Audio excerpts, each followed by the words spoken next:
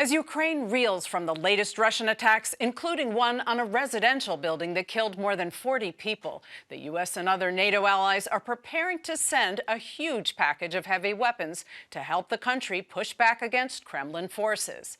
The package includes new air defenses, new armored vehicles, and around a dozen British tanks. But so far, the U.S. and Germany have been hesitant to send their top-line tanks, despite warnings that Russia is expected to ramp up its attacks in the coming months, and pleas from Ukraine's president. Tragedies are outpacing life. The tyranny is outpacing the democracy. Russia needed less than 1 second to start the war. The world needed days to react with first sanctions. The time the free world uses to think is used by the terrorist state to kill. The world must not hesitate. So why are the tanks that Ukraine says it needs the big issue? And will that even be enough to beat back Russia's advances in the months to come? Joining me to help break this all down are Saivetz, a senior advisor at MIT's Security Studies program and a research associate at Harvard's Davis Center for Russian and Eurasian Studies and the Harvard Ukrainian Research Institute, and Emily Channell-Justice, director of the Temerte Contemporary Ukraine Program at Harvard's Ukrainian Research Institute. Carol, let's start with you. Why are tanks the focus of the moment?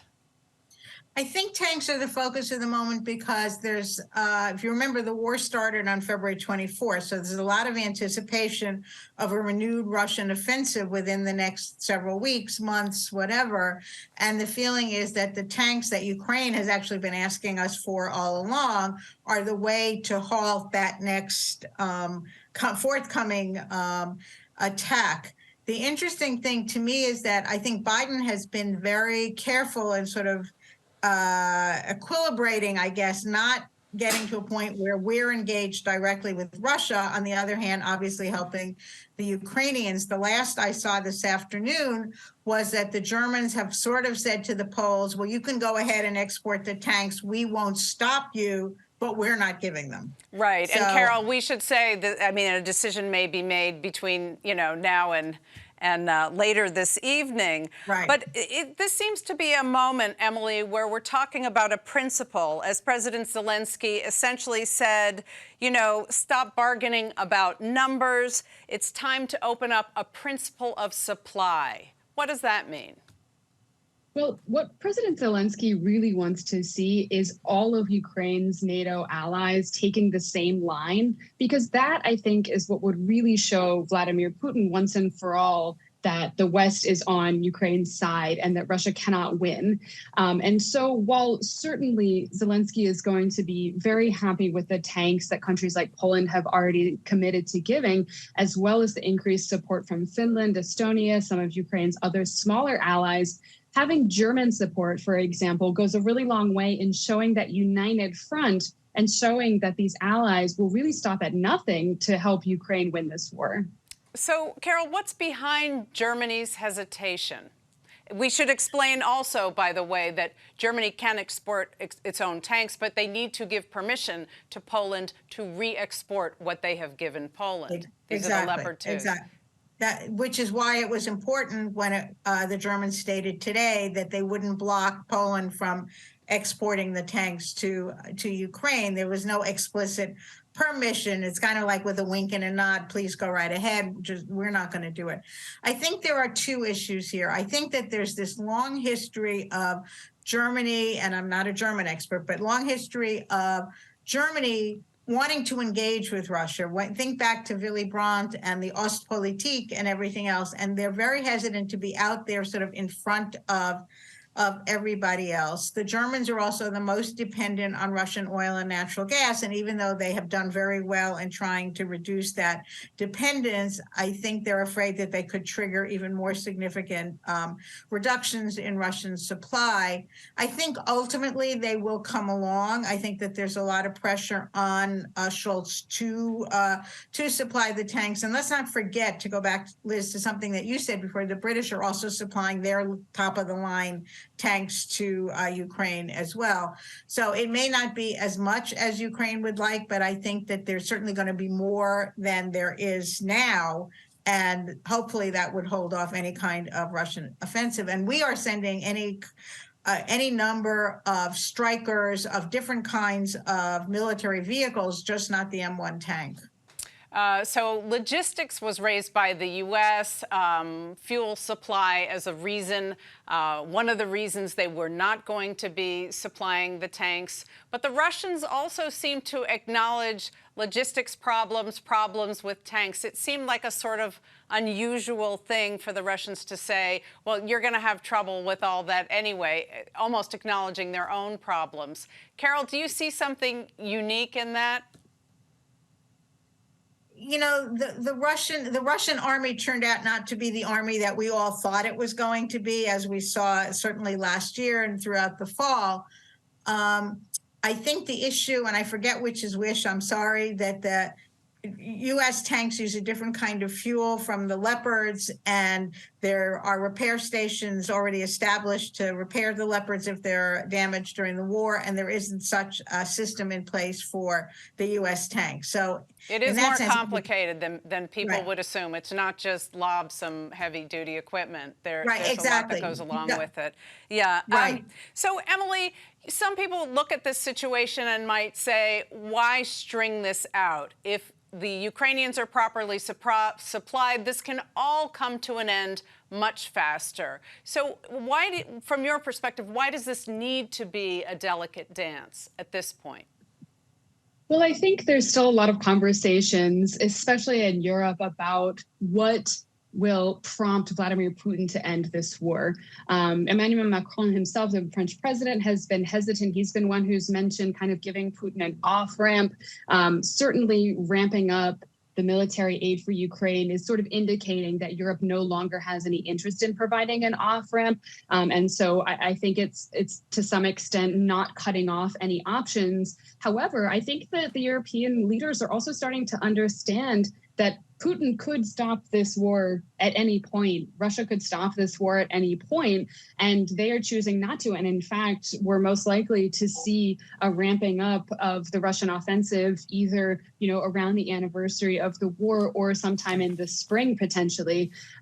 So I think it's also, there's more of an understanding that the support for Ukraine needs to be more definitive. Ukraine's Western allies need to be more united, and hopefully that will, not only prevent damage from, further aerial strikes, civilian targets, infrastructural targets that we've been seeing over the course of the past few months, but it would potentially make it a lot easier when the time comes for Ukraine's offensive to retake those territories that still are occupied by Russia. Ukraine would have an advantageous position and could then take those territories back much more easily. But, you talk about Putin. Putin has shown no willingness to back down. Quite the contrary. He wants to restore the former Soviet Union. He's threatening the former Warsaw Pact members. But they, in turn, seem to be doubling down in a way. There's a host of countries who are digging in, Poland is ramping up its production of weapons. How do you interpret now, Emily, how do you interpret the spillover effect on these former Warsaw Pact countries?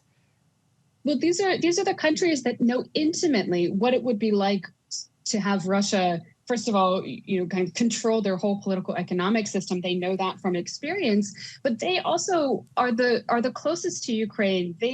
They know what would happen if Russia wins in Ukraine. Poland will be next. I mean, I think it's really, this is something we talked about a lot, I think, at the very beginning of the war. And as it's become entrenched, we've stopped thinking about the great geopolitical threat that we're seeing now. But I still believe that if Russia somehow manages to take over Ukraine, which I really don't think is likely at this point, but if they do, and if they believe that they can, then democracies like Poland will be next. The Baltic countries will be under threat next. And so I think these countries they're doing just a really admirable job of advocating for Ukraine.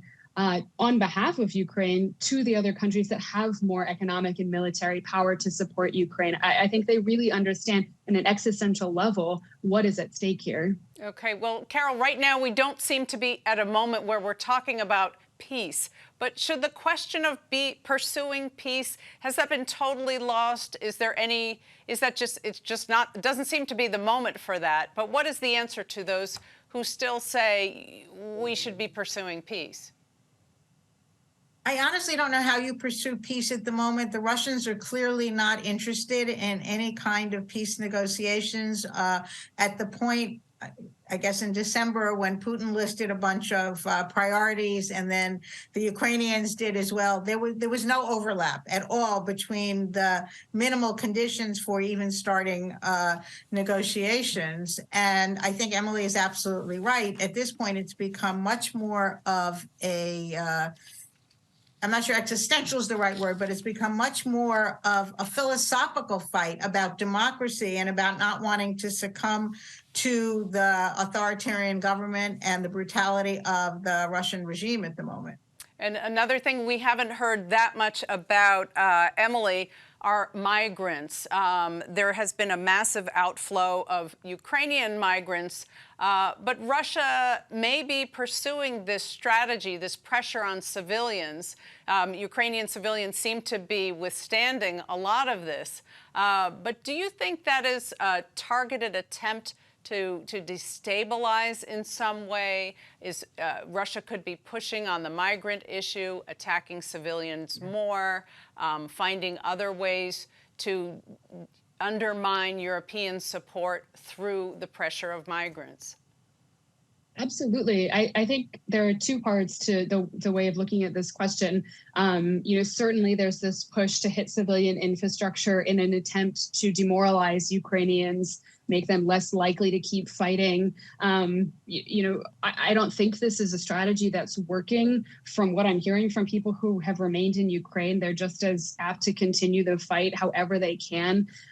Certainly they're exhausted. They would like this war to be over, but that tactic hasn't worked. So what I would maybe anticipate is really a kind of Russian disinformation push to start targeting those large migrant populations in countries like Poland and countries like Germany, to try to somehow present those Ukrainians who have fled Ukraine and who are still refugees right now, present them as some kind of a problem or some kind of a drain on the system in the European countries that are hosting them. Again, I'm not sure that a tactic like that will work, because those countries, and especially their civilians, have really united around helping Ukrainians.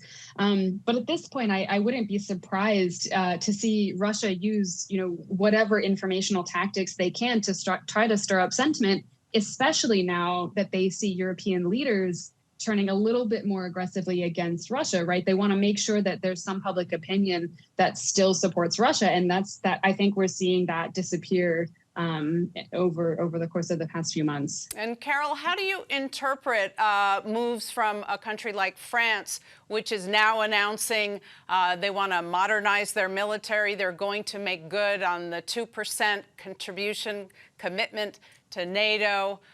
It seems like Ukraine is triggering a more global military escalation. How do you view what France is doing? Well, I think it has to do with the whole history of NATO over the last 15 or 20 years. NATO was sort of an organization in search of a mission when the Soviet Union collapsed. It went out of area, was involved in Afghanistan, and all of a sudden there's this war on NATO's doorsteps. And so I think the NATO countries are actually waking up and saying, well, you know what, I think we better do something about this. And certainly every U.S. administration has talked about burden sharing and meeting the 2% GDP going towards the military. And I think the threat is real. Can I go back to the refugee question for a sec? Sure. We have to remember that in 2015, when the Russians started helping Bashar al-Assad in Syria, they created a refugee crisis, and it worked to their advantage. They were able to use anti-Muslim feeling in the European countries, both against the migrants and to stir up right-wing like Marine Le Pen in France, etc.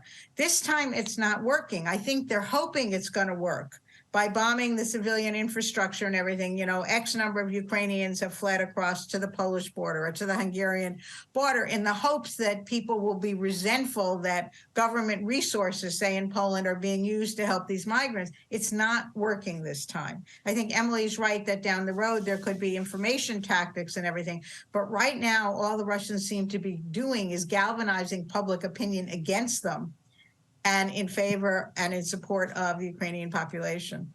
So we have very little time left, but I want to ask you, it's obviously a crystal ball kind of question.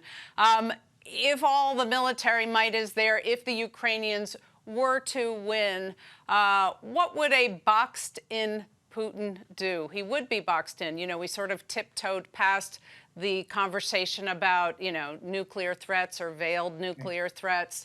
But what would a win mean for Putin? He doesn't seem like somebody who would walk away quietly. So, Carol? Thank you.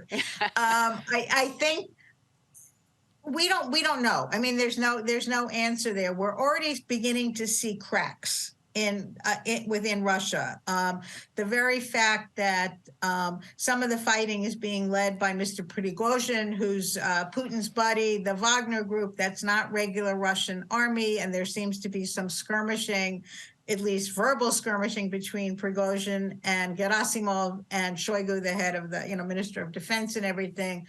I think Putin would be afraid, but I'm not sure that there's enough unanimity among the other Russian leadership that could lead to, heaven forbid, a battlefield nuclear use or anything like that. I just don't see us getting there. Okay. Emily, you want to dive in on that one? Or you have about 30 seconds.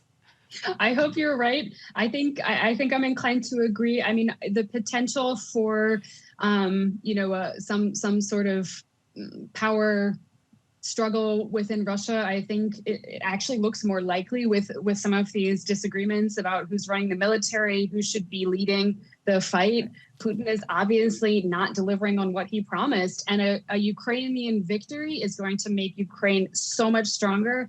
That's going to make Russia very fearful. All right. Carol Saivetz, Emily Channell-Justice, thank you very much.